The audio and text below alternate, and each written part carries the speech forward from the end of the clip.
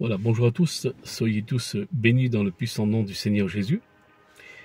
Restez à l'écoute de cette vidéo et puis sans plus tarder, j'aimerais lire un passage qui se trouve dans les Écritures, dans l'Évangile de Matthieu, chapitre 28, verset 13. Jésus va s'adresser à ses serviteurs. Il va s'adresser à ses oints, qu'il a choisis et qu'il a oint une option spéciale pour aller, bien sûr, et pour sauver des âmes. L'Évangile de Matthieu, chapitre 28, verset 13. Jésus, notre Seigneur, dira ceci. Allez, faites de toutes les nations des disciples, et les baptisant au nom du Père, du Fils et du Saint-Esprit. Voici que le Seigneur Jésus-Christ est précis à ce sujet. Il s'adresse à ses serviteurs choisis, et puis il dit « allez », ce qui veut dire « bon, déplacez-vous ».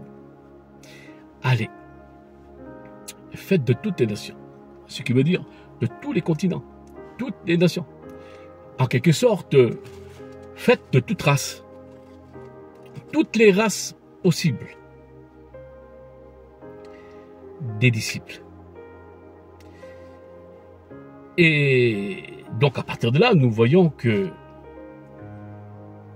l'évangile de Jésus-Christ, la bonne nouvelle, le message, doit être prêché partout.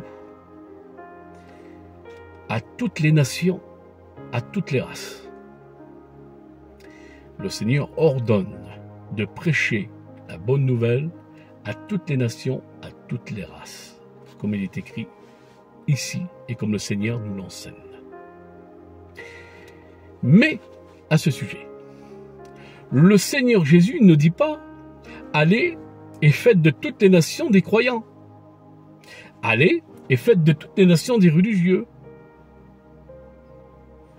C'est pas ce que le Seigneur nous demande. Le Seigneur nous dit, allez et faites de toutes les nations des disciples. En quelque sorte, allez et faites de toutes les nations des sauvés. C'est important. C'est important parce que, en fait, l'évangile de Jésus-Christ, c'est une grande puissance qui libère le pécheur de l'esclavage du péché. Lorsqu'elle pénètre réellement dans un cœur, lorsque le cœur, bien sûr, est sincère et que la terre est bonne, c'est ainsi que la semence prend vie. Et lorsqu'elle prend vie, eh bien, après, ça porte du fruit. Et je dis gloire au Seigneur parce que sans le fruit, il n'y a pas de sauvé. C'est pour cela l'importance, le Seigneur nous dit, allez et faites de toutes les nations des disciples, allez et faites de toutes les nations des sauvés, des personnes qui vont porter du fruit. Donc, des nouvelles naissances réellement des sauvés. Parce que l'importance à ce sujet, aujourd'hui, nous voyons actuellement ce qu'il se passe dans des mouvements, des dénominations. On cherche ce qu'on appelle le peuple, le monde. L'importance d'aujourd'hui, c'est avoir beaucoup de monde dans les locales, dans les salles, en dessous des chapiteaux. C'est le peuple, c'est le monde. Et lorsqu'il y a beaucoup de monde, c'est ainsi qu'à partir de là, alors on a la tendance de dire, ben ça marche, Dieu est avec nous. Oui, mais Dieu veut que nous fassions du peuple. Dieu veut que nous fassions de la créature de Dieu des disciples, des sauvés.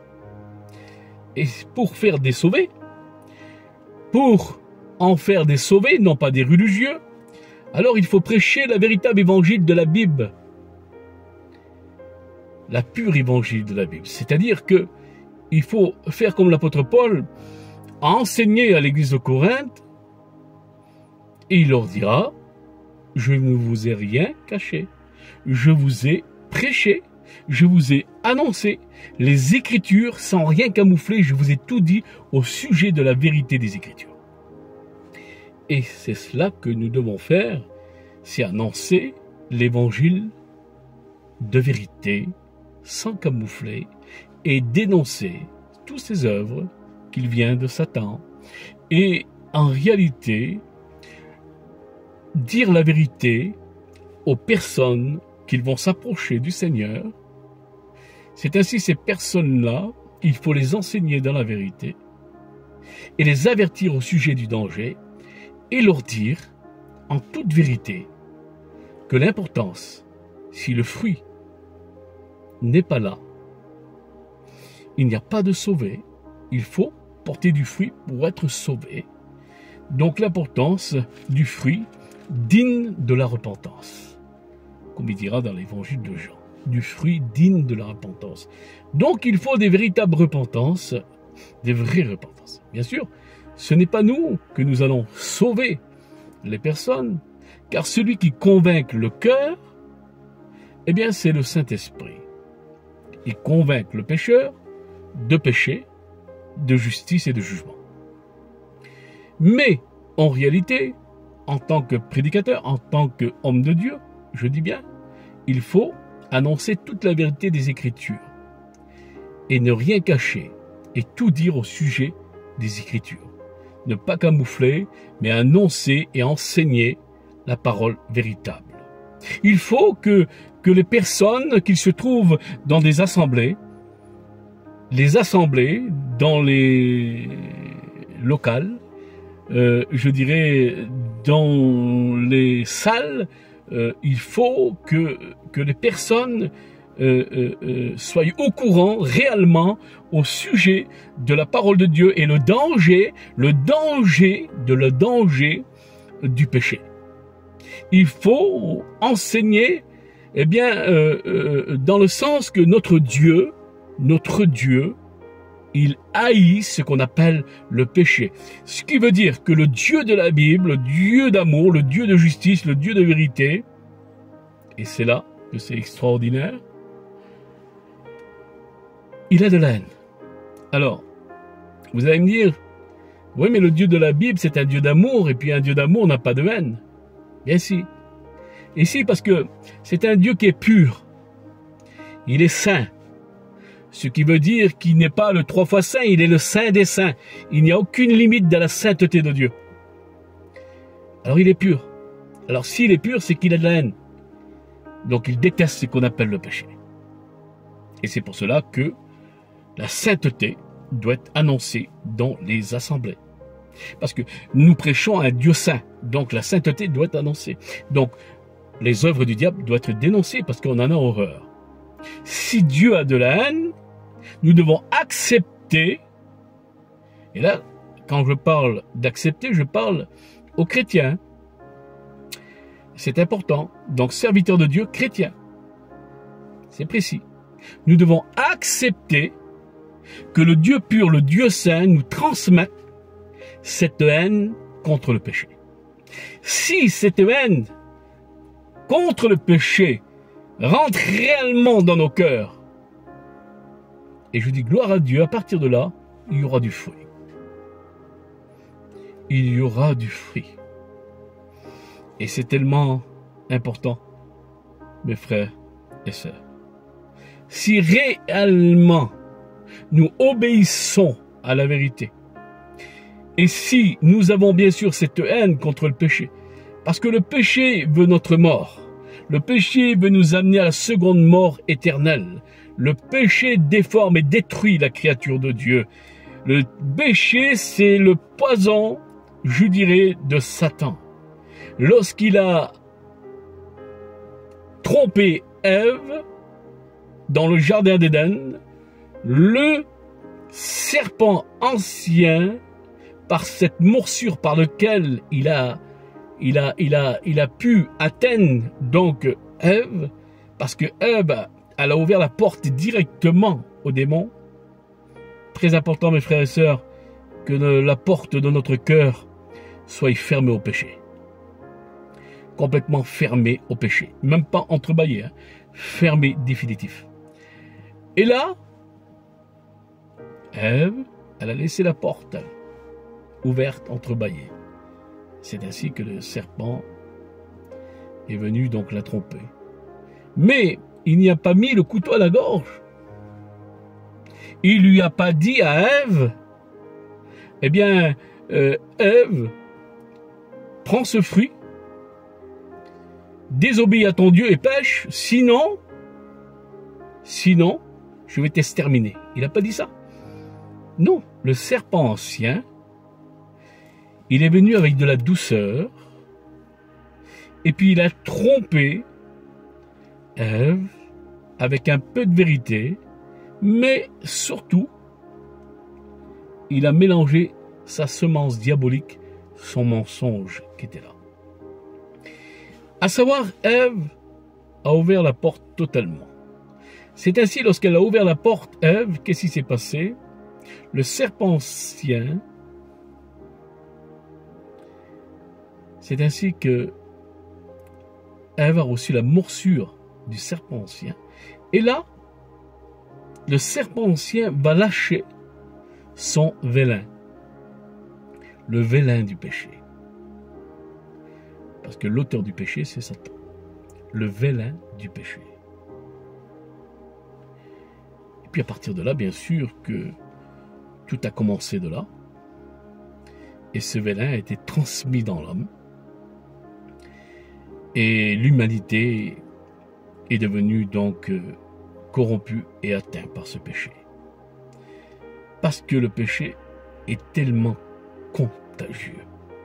C'est pour cela l'importance, mes frères et sœurs, que le péché n'a rien à faire dans nos assemblées. Donc il doit être viré. Au nom de Jésus, il doit être dénoncé. Et tout est là. Alors si nous voulons avoir une vie chrétienne remplie de joie et de paix, alors il faut obéir à la parole. Il faut obéir au Saint-Esprit. Et lorsqu'il y a l'obéissance, alors il y a une vie qui est conforme avec l'Évangile. Lorsqu'il y a une vie qui est conforme avec l'Évangile, alors il y a la paix, il y a la joie. Une vie remplie de paix et de joie. C'est pour cela qu'il est écrit dans Hébreux chapitre 1, verset 9, « Tu as aimé la justice et tu as haï l'iniquité. C'est pourquoi, ô Dieu, ton Dieu, t'a oint d'une huile de joie au-dessus de tous tes égaux. » Quelle beauté! Lorsqu'on obéit réellement à la parole de Dieu, au Saint-Esprit, alors on est oint d'une huile de joie, de paix, d'assurance dans nos vies. Et quelle beauté, l'obéissance. L'importance, lorsqu'on parle de la nouvelle naissance, ce qui est très important à ce sujet, c'est que il faut que le pécheur naisse de la parole. C'est pour cela que lorsqu'on est de la parole, lorsqu'on est réellement, comme le Seigneur le dit si bien, dans l'évangile de Jean 3, né d'eau et d'esprit, c'est ainsi qu'à partir de là, eh bien, lorsqu'on est de la parole, nous avons une foi authentique, une véritable foi, une foi obéissante à la parole. Romains chapitre 10, verset 17. Ainsi la foi vient de ce qu'on entend, et ce qu'on entend vient de la parole de Christ. C'est tellement important. Alors pourquoi, dans des assemblées, il y a encore des chrétiens religieux? Et comment ça se fait-il qu'il y a des croyants, mais des croyants? Ce qui veut dire baptisés d'eau, mais croyants, sans recevoir réellement l'Esprit du Christ. Pourquoi je dis cela? Mais tout simplement, un religieux ne reçoit pas l'Esprit du Christ. Parce que, laissez-moi vous dire une chose qui est très importante à ce sujet. Si un chrétien réellement qui a été baptisé par immersion et qu'il a encore de l'amour pour le monde, qu'est-ce qu'il en est par la suite? Avoir de l'amour pour le monde, c'est grave. Pourquoi je vous dis c'est grave? Parce qu'il n'y a pas eu de délivrance.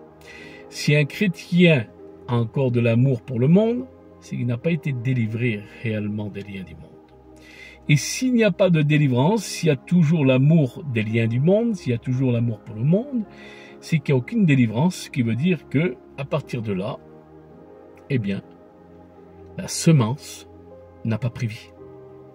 Et il n'y a pas de fruit. Et il n'y a pas de fruit. Donc c'est pour cela que je vais vous donner le test à l'appui à ce sujet, qui se trouve dans 1 Jean, chapitre 2, verset 15. Votre Jean dira, n'aimez point le monde, ni les choses qui sont dans le monde. Et si quelqu'un aime le monde, l'amour du Père n'est point en lui. Vous voyez, je dis ce qu'il est écrit dans la parole de Dieu. L'amour du Père n'est point en lui. Donc, des chrétiens qui ont encore de l'amour pour le monde, il n'y a pas le Saint-Esprit. Donc, s'il n'y a pas le Saint-Esprit, quel est l'arbre qui donne du fruit? C'est le Saint-Esprit. C'est lorsque le Saint-Esprit vient se loger réellement dans notre vie, dans notre cœur. C'est ainsi que le Saint-Esprit devient comme un arbre. Et puis après, ça porte du fruit. Et puis, il faut avoir le Saint-Esprit en nous pour être sauvé. Un religieux qui est croyant et qui dit j'appartiens à Jésus-Christ et qui a encore de l'amour pour le monde, et d'ailleurs qu'il se trouve encore dans le monde, et qui a un pied pour Dieu, un pied pour le monde, c'est ainsi qu'à partir de là, il ne peut avoir le Saint-Esprit. Donc il ne peut pas porter les fruits. Et cela, mes frères et sœurs, c'est la parole de Dieu que je ne vous cache pas. Ce sont des messages que vous n'écouterez pas partout. Mais moi, je prêche la vérité et je dis tout ce qui est la parole de Dieu. Je ne veux rien cacher et je ne veux rien camoufler. Ce qui est vrai est vrai. Donc, qu'est-ce que nous devons faire? Des disciples, des sauvés, de toutes les nations. Pour cela, il faut leur dire la vérité, il faut les enseigner dans toute la vérité. Maintenant, si la semence est tombée dans une mauvaise terre, rien ne se produira. Il n'y aura pas de fruits, bien sûr. À savoir, croire, ça ne suffit pas. Je crois à Jésus-Christ, j'ai été baptisé par immersion. Ça ne suffit pas. C'est la nouvelle naissance qui est importante. Donc, si nous croyons, c'est bien, savoir, même les démons croient. Jacques dit que les démons, ils croient qu'il y a un Dieu. Et ils en tremblent. Donc l'importance est là. Alors je vous lis un test dans les Écritures, et ça sera les derniers mots de la fin, pour confirmer bien sûr ce message. Hébreux chapitre 4 et verset 2. Car cette bonne nouvelle vous a été annoncée aussi bien qu'à eux, mais la parole qui leur était annoncée ne leur servit de rien, parce qu'elle ne trouve pas de la foi chez ceux qui l'entendent. Donc, ce sont des personnes qui naissent pas de la parole. Et la foi vient de ce qu'on entend, et ce qu'on entend vient de la parole du Christ. Et lorsque c'est mis en pratique, la parole, alors il y a du fruit. Il faut que ça soit mis en pratique. Et pour que ce soit mis en pratique, il faut naître de nouveau. Voilà mes frères et sœurs, je vous ai donc annoncé cette vérité, hein, non pas ma vérité, mais la vérité des Écritures. Soyons dignes du fruit de la repentance, des vraies larmes de repentance, véritables larmes de repentance. Pleurer sur nos péchés, amèrement, et vouloir délaisser le monde. Ce qui est attristant, les temps que nous vivons aujourd'hui, c'est que les églises sont pleines, il y a du monde à gogo, mais l'important c'est que tout le monde n'ira pas au ciel. Le baptême par immersion ne va sauver personne. C'est la nouvelle naissance qui sauve. c'est la nouvelle naissance qui s'offre. Donc, il faut du fruit, porter du fruit. Et on le voit, lorsqu'une personne porte du fruit, on le voit déjà à son témoignage, à son changement de vie. S'il n'y a pas de changement de vie, s'il n'y a pas de transformation, c'est que ça finit religieux. Voilà mes frères et sœurs, je vous laisse avec ces mots. Donc ça sera les derniers mots de la fin. Et soyez bénis dans le Seigneur.